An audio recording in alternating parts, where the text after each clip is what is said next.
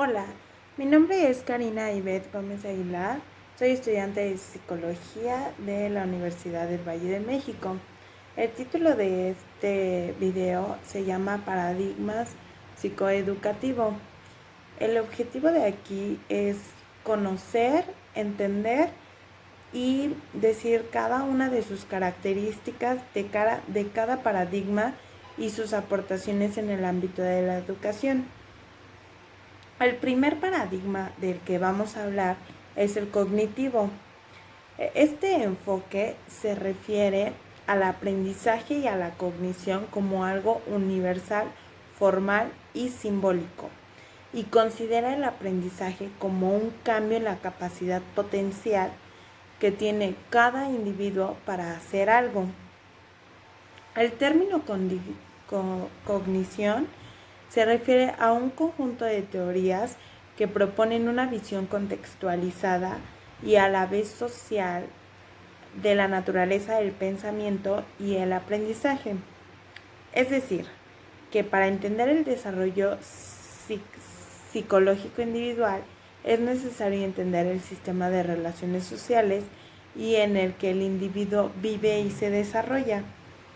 Este mismo sistema es a su vez un producto de generaciones anteriores, de forma en que el individuo sitúa históricamente a un heredero de desarrollo cultural. El principal aportador en esta teoría es Vygotsky. Vygotsky nos dice que el conocimiento se adquiere y está ligado a situaciones históricas sociales específicas. ¿Y cómo es que el paradigma aporta en la educación? Bueno, a través de la actividad auténtica de realización de tareas o resolución de problemas realistas y en la interacción social con otros estudiantes y con el profesor, los estudiantes adquieren conocimiento como un conjunto de instrumentos o herramientas con una determinada finalidad.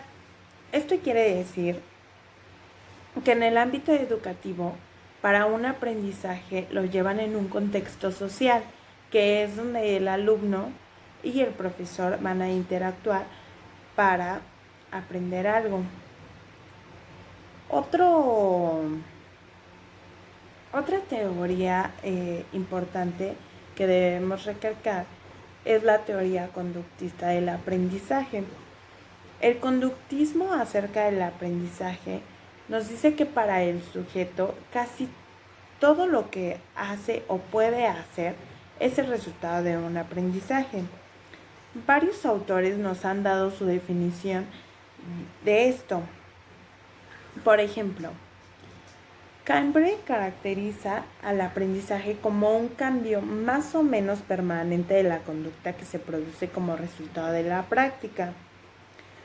Goldberg y McCune dicen que el aprendizaje es un cambio relativamente estable en la capacidad del individuo determinado por la experiencia. Y en general, el conductismo nos hace hincapié que el aprendizaje es un constructo, no es algo que se observe directamente. Se observa a través de la conducta y a los resultados de los estímulos que la persona recibe. El conductismo aporta varias de sus teorías para estos aprendizajes. Por ejemplo, las teorías más relevantes del conductismo es el condicionamiento clásico, el condicionamiento operario, el condicionamiento vicario. Cada uno de estos juega un rol diferente en el aprendizaje. Es decir, el condicionamiento clásico, los aspectos aprendidos son las emociones, son los sentimientos, los componentes emocionales de las actitudes, etcétera, etcétera. El condicionamiento operado únicamente se basa en los comportamientos de cada individuo y el comportamiento vicario son los comportamientos adquiridos mediante en la que la persona observa. Bueno, para explicar más a fondo cada uno de estos condicionamientos, el condicionamiento clásico se trata de un mecanismo básico en el cual se produce un aprendizaje. Mediante el proceso de condicionamiento clásico, los sujetos y los animales pueden aprender respuestas o conductas a estímulos que previamente se consideran estímulos neutros, en cuanto que no se producían tales respuestas. El tipo de respuesta sujeta a este tipo de aprendizaje son fundamentalmente respuestas involuntarias. Como ya lo habíamos dicho, habla de emociones,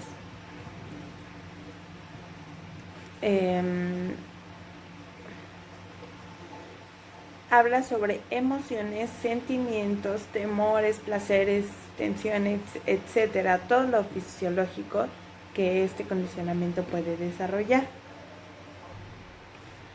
¿Qué quiere decir esto en ámbito de la educación?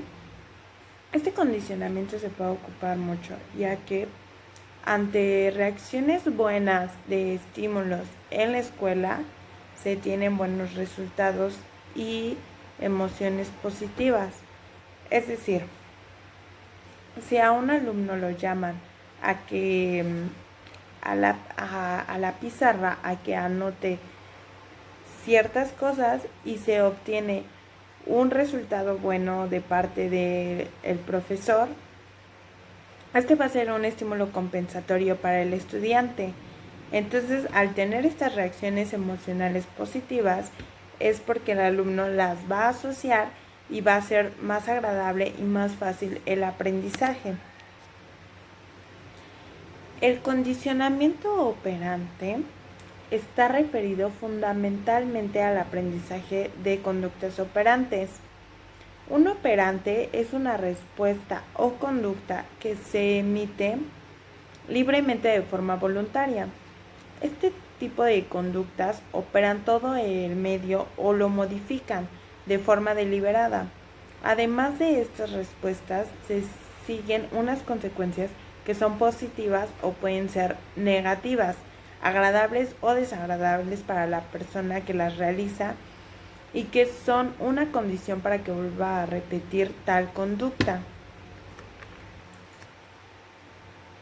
Para Skinner, la mayoría de las conductas no son simples respuestas a estímulos, sino que se trata de acciones deliberadas realizadas por una persona o por un animal y están afectadas o modificadas por las consecuencias que se siguen en ellas.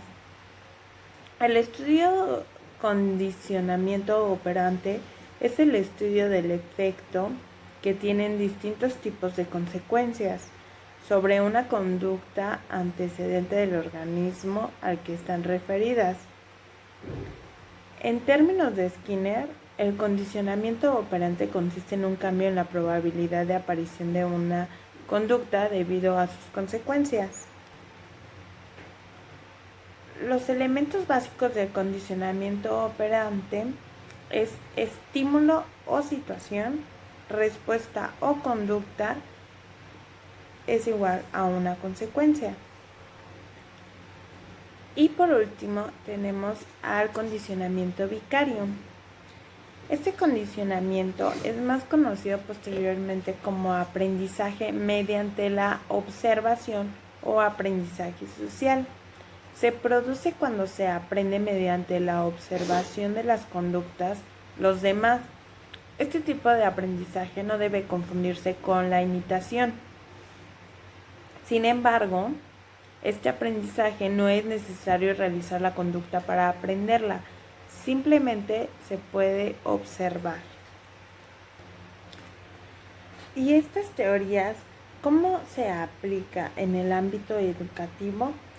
Bueno, pues el uso principal del aprendizaje social son aprendizajes de nuevas conductas, la estimación de conductas ya aprendidas y el fortalecimiento o debilitamiento de temores o inhibiciones.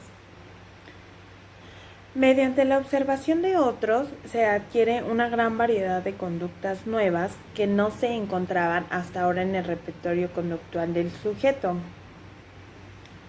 Los demás alumnos y alumnas en el repertorio,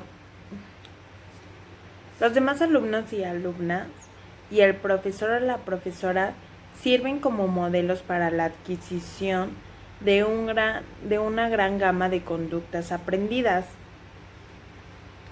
El aprendizaje de una nueva conducta a través de la observación de otra persona es mucho más eficaz que el aprendizaje de las mismas conductas a través del refuerzo directo.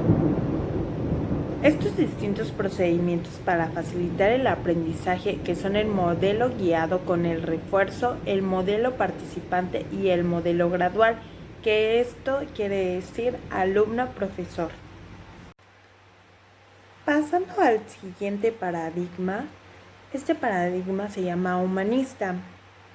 Este está centrado en el ser humano integral y sus principales representantes es Maslow, Allport, Rogers y Murphy.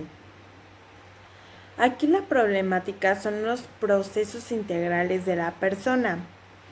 El humanismo nos habla que el ser humano en su totalidad tiende a su autorrealización. Es un ser en contexto humano, consciente en sí mismo y en su existencia, con facultades para decidir, es intencional. El objetivo con la educación fue el desarrollo de potencialidades, la actualización y la autorrealización del ser humano. Apoyó a todas las decisiones de desarrollo personal. Este enfoque nos decía que cuando se da el aprendizaje significativo es cuando se involucra a la persona en su totalidad y se desenvuelve de manera vivencial o experiencial. El papel del docente es el proporcionador de circunstancias para el autoconocimiento, la autodecisión y el crecimiento.